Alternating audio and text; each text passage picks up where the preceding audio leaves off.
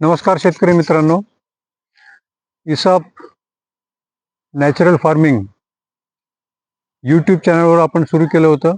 मध्यंतरी काही वैयक्तिक अडचणीमुळे एक महिनाभर गॅप पडला. याच्याबद्दल मी तुमची क्षमा मागतो. काही व्यस्त कार्यक्रम होते, काही टायअप करायचा प्रयत्न केला होता आणि काही वैयक्तिक कारणामुळे आपल्याला आज एपिसोड 63 मध्ये मला आपणास माहिती देण्याचा आनंद होत आहे. आजपर्यंत 62 एपिसोड आपण केले यूट्यूब चॅनलवर. इसाप नॅचरल फार्मिंग या हेडवर आपण माहिती शेतकऱ्यांना देत आहोत आणि यापुढे देत राहू. आणि शेतकऱ्यांनी नैसर्गिक शेती पद्धतीने सुरुवातीपासून काय केलं पाहिजे, जमीन तयार करण्यापासून बियाणं कोणतं घ्यावं, त्याचं पीक पोषण, त्यासाठी काय करावं, रासायनिक खतं न वापरता पर्यायी त्याला सेंद्रिय खतं किंवा कोणते आपण प्रक्रिया करून पीक पोषण व्यवस्थापन करू शकू, कीड पडल्यावर कीड व्यवस्थापन कसं करू शकू, तण व्यवस्थापन कसं करू शकू, आणि नंतर मग त्याचं व्हॅल्यू ॲडिशन, मार्केटिंग, सर्टिफिकेशन हे इत्थंभूत आपण माहिती रूट टू फ्रूट प्रोजेक्ट प्रमाणे आपण घेणार आहोत. यापूर्वी आपण 62 एपिसोडमध्ये पाहिलं की वेगवेगळ्या पद्धती प्रचलित आहेत शेतकऱ्यामध्ये. जे शेतकरी 97.5% शेतकरी जवळजवळ रासायनिक शेती करतात आणि जवळजवळ 2.5% शेतकरी फक्त क्षेत्र जे आहे ते सेंद्रिय शेतीखाली आहे किंवा नॉन केमिकल शेतीखाली आहे. 97.5% क्षेत्र रासायनिक खाली येण्याचं कारण आणि त्यावर संशोधन हे दुर्दैवानं झालं नाही असं मला खेदानं नमूद करावं असं वाटते. कारण हे थोडंसं अविवेकी, सर्व पर्यावरणाला, जमिनीला, हवेला, मानवी आरोग्य, पशु आरोग्याला हानिकारक शेती पद्धती काही चुकीच्या शास्त्रीय कारणावर आधारित प्रचलित झाली आहे आणि ती पॉप्युलर होत गेली आणि सर्वांनी ती अंगीकारली, कारण त्यांना पर्याय नव्हता त्यापुढे. कारण याचा आपल्याला पुढे स्पष्टीकरण देता येईल की सोपं उदाहरण सगळ्यात मी नेहमी म्हणतो की बांधावरची वनस्पती, जंगलातली वनस्पती कुणीही नांगरत नाही, रासायनिक खत टाकत नाही, कीटनाशक मारत नाही, ती कशी वाढते? हे सेम तत्व, जे प्रिन्सिपल्स आहेत ते आपण या इसाप पद्धतीमध्ये अंगीकारले आहेत. त्यामुळे हे वैशिष्ट्यपूर्ण शेती पद्धती आहे. आणि याच्यामध्ये आपण बघतो की आपण जे आपण हे रासायनिक खतं 40% आपण युरिया बाहेरून मागवतो, 90% स्फुरद मागवतो आणि 100% आयात करतो. आपण रासायनिक खताचे जे आहे एवढं आपण आयात करतो, त्याच्यामुळे नुकसानच होत आहे, फायदा काही होत नाही. उलट नुकसान होत असल्यामुळं पण आपला पर्याय नाही, आपल्यापुढे पर्याय नाही, योग्य मार्गदर्शन नाही. आणि दुर्दैवानं चीनमध्ये शेती क्षेत्रामध्ये R&Dवर, संशोधन आणि विस्तार क्षेत्रावर जेवढं संशोधनासाठी खर्च केला जातो, सरकार खर्च करते, त्याच्या अतिशय कमी खर्च, अत्यल्प खर्च कमी आपण भारतामध्ये करतो. हे दुर्दैवी बाब आहे. त्यामुळे R&D या इसाप पद्धतीवर सुद्धा R&D करण्याचं मी नम्रपूर्वक विनंती चारी कृषी विद्यापीठांना करतो. चारी कृषी विद्यापीठांचं संशोधन जे आहे त्याच्यामध्ये आपण PhD करणाऱ्या विद्यार्थ्याला एक आपण मुद्दा देऊ शकतो आणि त्याच्यावर रिसर्च करू शकतो. आता याच्यापूर्वी आपण पाहिलं की 17 शेती पद्धती आहेत जे नॉन केमिकल आहेत. 17 शेती पद्धतीचं विवेचन याच्या एपिसोडमध्ये आपण अतिशय सविस्तर पूर्ण केलेलं आहे.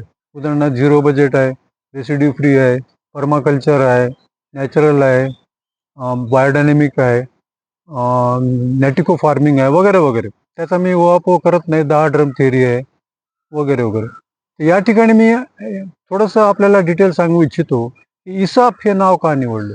इसाप शहाणपणाच्या गोष्टी सांगत होता, ISAP. ती शहाणपणाची शेती करण्याची आवश्यकता आहे, मी नेहमीच म्हणतो. आणि त्याच्यावर तुम्ही संशोधन करा, जास्तीत जास्त त्याच्यामध्ये मॉडिफिकेशन करा आणि त्याला परफेक्शन करा आपापल्या अनुभवानुसार.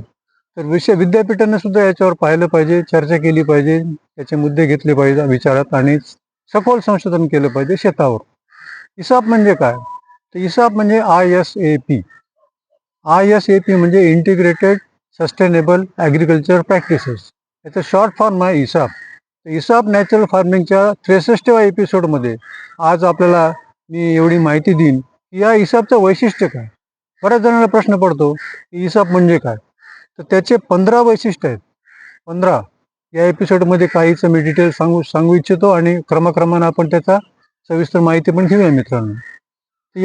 या पद्धतीमध्ये नंबर 1 वैशिष्ट्य म्हणजे या प्रचलित 17 पद्धतीमध्ये जे प्रिन्सिपल्स आहेत, जे तत्व आहेत, मुख्य तत्व, उदाहरण नेटिको फार्मिंग, ज्याच्यामध्ये सौरशक्तीचा वापर केलेला आहे.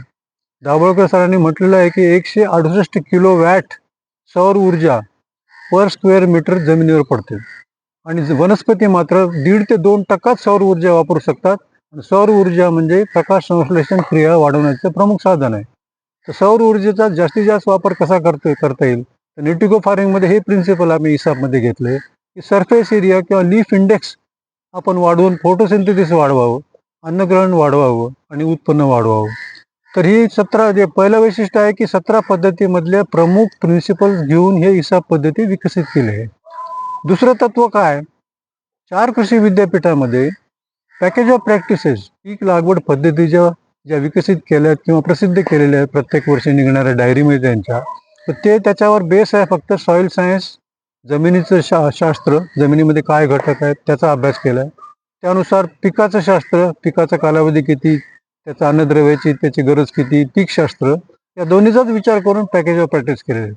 पण हिसाब शेती पद्धतीमध्ये आपण सॉइल सायन्स, क्रॉप सायन्स, त्याच्या व्यतिरिक्त अंतराळ शक्ती, जे वैश्विक शक्ती आहे, अंतराळामध्ये ग्रहताऱ्यांची शक्ती आहे, त्याचा अतिशय प्रभावी परिणाम जमिनीतल्या ओलाव्यावर, मित्रकिडीवर, गांडुळाच्या संख्येवर, शत्रुकिडीवर, पिकाच्या वाढीवर, मुळ्याच्या खोलीवर आणि फलधारणेवर वगैरे वगैरे होत असतो. तर आपण हिसाब शेती पद्धतीमध्ये सॉइल सायन्स, क्रॉप सायन्स आणि कॉस्मिक सायन्स किंवा बायोडायनॅमिक सायन्स या तिन्हीचा समावेश केला. हे दुसरं वैशिष्ट्य आहे. तिसरं वैशिष्ट्य असं आहे की हे जर POP पॅकेज ऑफ प्रॅक्टिस हिसाब पद्धतीनं शेतकऱ्यांनी कोणत्याही पिकावर, कडधान्य असो, फळधान्य असो, फळझाड असो, कोणतेही असो, त्या पिकावर POP पॅकेज ऑफ प्रॅक्टिस जमिनीची पूर्वमशात करण्यापासून शेवटपर्यंत राबवलो आपण, तर त्याला तुम्हाला 2 वर्ष फक्त वाट पाहावी लागेल. 2 वर्षानंतर तुम्हाला रासायनिक शेती एवढा निव्वळ नफा मिळू शकेल. हे एक मोठं वैशिष्ट्य आहे याच्यामध्ये आणि हे प्रूव्ह झालेलं आहे. बऱ्याच ठिकाणी आम्ही प्रचलित त्याच्यामध्ये अनुभव सुद्धा घेतलेला आहे. नंबर 4 आहे कोरडवाहू शेती असो, बागायत शेती असो, दोन्ही शेतकऱ्यांना, आपल्या कोरडवाहू जवळजवळ 70-80% कोरडवाहू क्षेत्र आहे. शेतकरी फक्त एका पावसाच्या पाण्यावर आपल्याला एकच पीक घेतात, पुढे पाण्याचं अभाव असल्यामुळे घेऊ शकत नाही. तर कोरडवाहू शेतकरी आणि बागायत शेतकऱ्यांना कोणत्याही पिकावर, सगळ्या पिकांना हे उपयुक्त आहे, हे पॅकेज ऑफ प्रॅक्टिसेस. तर हे एक वैशिष्ट्य आपलं 4थं आपण बघितलं. 5व्यामध्ये आपण गाय ही महत्वाची आहेच, सेंद्रिय शेतीमध्ये नॅचरल फार्मिंग महत्वाची आहेच, परंतु बऱ्याच जणांकडे गाय नाही. गाय नसेल तर सेंद्रिय जमत नाही, किंवा गाय पाहिजे किंवा देशीच पाहिजे, असं जे आपलं आतापर्यंत लिमिटेशन होते त्याला फाटा दिलेला आहे आपण. आणि या शेती पद्धतीमध्ये गाय असो किंवा नसो शेतकऱ्याकडे, तर त्याला सुद्धा हे पद्धती आपण अवलंबू शकतो. हे 5 झालं वैशिष्ट्य. आता 6वं वैशिष्ट्य असं आहे की आपला प्रामुख्याने खर्च होतो बियाणे, खतं, औषधं आणि मजुरी.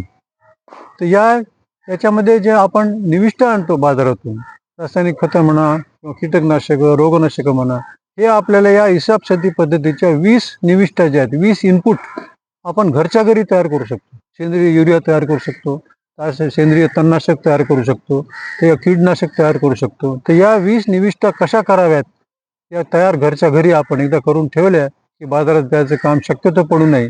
95-90% आपण या स्वावलंबी होऊ निविष्ठाच्या बाबतीमध्ये. एक 6वं वैशिष्ट्य आहे मित्रांनो या हिसाब पद्धतीमध्ये. नंबर 7 आहे, त्याच्यामध्ये आता शेतकऱ्यांना ऊस लावला, गहू पेरला किंवा हळद लावली किंवा सोयाबीन घेतलं, तर पीक निघेपर्यंत पैसा हातात येत नाही. या पद्धतीमध्ये ATM सारखी शेती कशी करावी.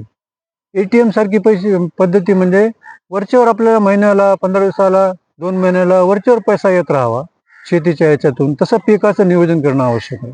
तर ही पद्धती आपण हिसाब पद्धतीमध्ये ATM सारखी शेती कशी करावी, कशी पीक पद्धती लावावी, कोणते पिकं घ्यावेत वगैरे वगैरे, हे एक वैशिष्ट्य आहे याच्यामध्ये की वरच्यावर शेतकऱ्यांना 4 पैसे आले की त्याचाच लागवड खर्च आपण तो करता येईल, आपल्याला कर्ज घ्यायचं काम पडणार नाही. म्हणून आम्ही म्हणतो नेहमी की कमी खर्चाची, बिनकर्जाची हिसाब शेती पद्धती तुम्ही जर अभ्यास पूर्ण करून व्यवस्थित अवलंबली, आणि ते पहिल्यापासून करणं महत्वाचं आहे, सगळ्या गोष्टी अवलंबायला पाहिजे. हे झालं 7. आठवं वैशिष्ट्य याचं असं आहे मित्रांनो की जमिनीची उत्पादकता दरवर्षी वाढत जाईल याच्यानं. असं नाही की एक वर्ष वाढलं, एक वर्ष चांगलं झालं मग पुन्हा नाही, असं नाही. दरवर्षी वाढत जाईल आणि तुम्हाला हे होईल. याच्यामध्ये आता या एपिसोडमध्ये मी थोडंसं पुढचे मुद्दे सांगणारच आहे नंतर. या एपिसोडमध्ये मी सांगू इच्छितो की आपल्याला बायोडायनॅमिक सायन्स BD कॅलेंडर जे आहे, BD कॅलेंडर आपण 2025 तयार सुरू केलं होतं. त्याच्यामध्ये आपण म्हटलं होतं की आणि 25चं कॅलेंडरचं मागं आता आपण बऱ्याच जणांना दिलं होतं आणि आता 26चं कॅलेंडर करणं चालू आहे 2026चं. त्याच्यामध्ये सगळ्या शेती कामं शेतीचे जे आहेत, कोणत्या तारखेला अनुकूल तारीख आहे, कोणत्या तारखेला प्रतिकूल तारीख आहे, ज्याच्यावर नुकसान होऊ शकते, असं मंथली सुद्धा महिन्याला हे कॅलेंडर आपण करत आहोत. आणि 26चं कॅलेंडर तयार झालं की आपण तुम्हाला याच्यावर डिटेल माहिती देऊ. आता फेब्रुवारी महिना चालू आहे. फेब्रुवारी महिन्यामध्ये तुम्हाला कृपया लक्षात घ्या की 18 तारखेला नोड आहे. कोणतंही पीक पेरू नका. 18ला आणि 25ला कोणतंही पीक पेरू नका. कृपया पेरलं तरी ते कमी वाढणार, अंतराळातल्या प्रतिकूल शक्ती कार्यरत होणार आणि फवारणी करताना 16 तारखेला एक अमावस्येच्या 24 तास आधी तुम्ही शेतावर लिंबोळी अर्काचा फवारा करा. तुम्हाला बरीचशी कीड आटोक्यात येईल. हे थोडक्यात मी सांगतोय. आता या एपिसोडमध्ये आपण एवढंच थांबूया आणि नंतर भरपूर माहिती घेऊया. तर माझा नंबर आहे 9881497092 9881497092. कृपया मला संपर्क करावा आणि मला सहकार्य करावं आणि याची प्रचिती घ्यावी अशी नम्र विनंती करतो. धन्यवाद. नमस्कार.